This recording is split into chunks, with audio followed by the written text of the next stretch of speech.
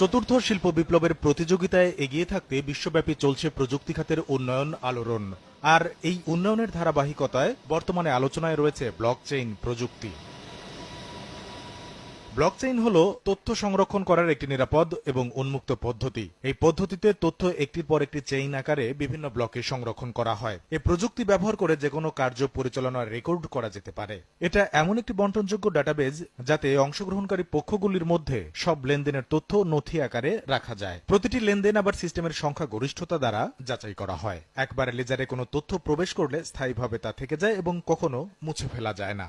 Blockchain একটি একক লেনদেনের যাচাইযোগ্য রেকর্ড নিয়ে গঠিত হয়। এই প্রযুক্তি নির্ভুলভাবে কাজ করে এবং বিভিন্ন কাজে এটির প্রয়োগ করা হয়। এই প্রযুক্তি শুধুমাত্র অর্থনৈতিক লেনদেনের জন্যই প্রযোজ্য নয়, বরং সব কাজেই ব্যবহার উপযোগী করতে কাজ হচ্ছে বিশ্বব্যাপী। যে মিছিলে সামনের সারিতে থাকতে চায় বাংলাদেশ। ব্লকচেইন অলিম্পিয়াড বাংলাদেশ 2021 উপলক্ষে আয়োজিত সংবাদ সম্মেলনে একথা জানান তথ্য প্রযুক্তি প্রতিমন্ত্রী।